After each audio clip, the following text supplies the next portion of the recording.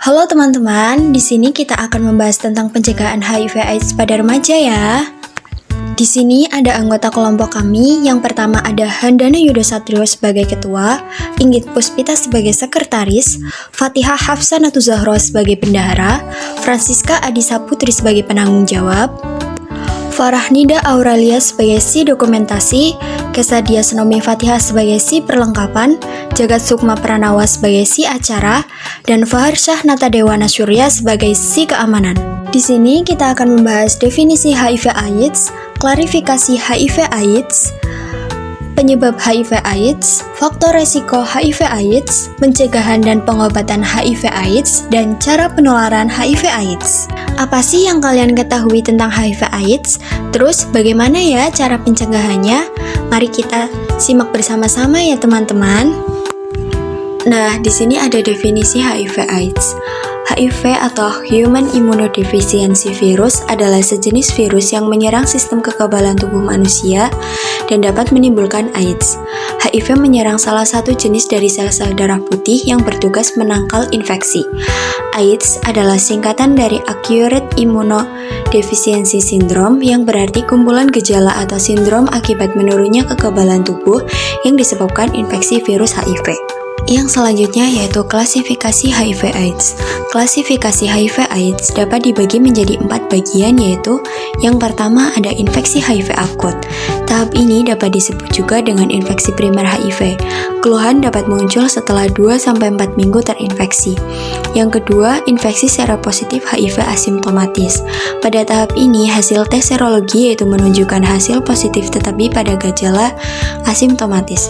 Yang ketiga ada Persistent Generalized Lymphadenopathy atau PGL. Pada fase ini dapat ditemukan pembesaran pada kelenjar limfa sedikitnya di 2 tempat, yaitu selain limfonodi inguinal. Dan yang terakhir ada AIDS. Hampir semua orang yang terdiagnosa infeksi HIV yang tidak mendapatkan pengobatan dapat berkembang menjadi AIDS.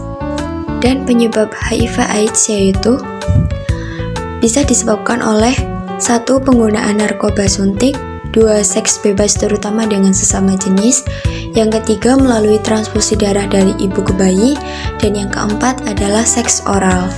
Selanjutnya ada faktor resiko juga, yaitu dibagi menjadi 2 jalur, yaitu cairan kelamin dan juga darah. Sehingga faktor resiko dari HIV/AIDS tidak dapat dipisahkan dari kedua hal tersebut. Di antaranya adalah berganti-ganti pasangan dan berhubungan seksual melalui dubur atau anus tanpa menggunakan kondom, menggunakan jarum suntik secara bersamaan, penularan HIV/AIDS dari ibu hamil ke janin melalui plasenta, dan mendapatkan suntikan, transfusi darah, atau prosedur medis lainnya yang tidak steril. Dan di sini ada pencegahan dan pengobatan. Upaya untuk mencegah penularan HIV/AIDS dikenal dengan prinsip ABCD, yaitu A. Abstinence. Abstinence merupakan suatu upaya untuk tidak melakukan hubungan seksual, terutama bagi seorang yang belum menikah. B. Be faithful.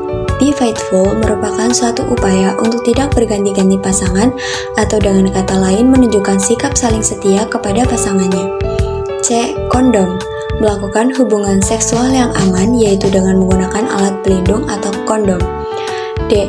Don't share syringe atau don't inject. Jangan memakai jarum suntik atau alat yang menembus kulit secara bergantian dengan orang lain, terutama di kalangan pemakai narkoba. E. Safe equipment. Hindari pemakaian alat atau bahan tidak steril. Dan yang terakhir yaitu penularan HIV/AIDS.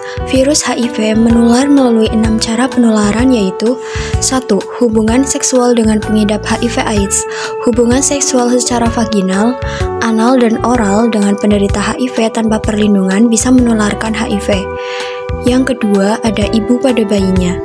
Yang ketiga, darah dan produk darah yang tercemar HIV/AIDS sangat cepat menularkan HIV karena virus langsung masuk ke pembuluh darah dan menyebar ke seluruh tubuh. Yang keempat, pemakaian alat kesehatan yang tidak steril. Alat pemeriksaan kandungan seperti spekulum, tenakulum, dan alat-alat lain yang darah, cairan vagina, atau air mani yang terinfeksi HIV dan langsung digunakan untuk orang lain yang tidak terinfeksi bisa menularkan HIV. Yang kelima, alat-alat untuk menoleh kulit.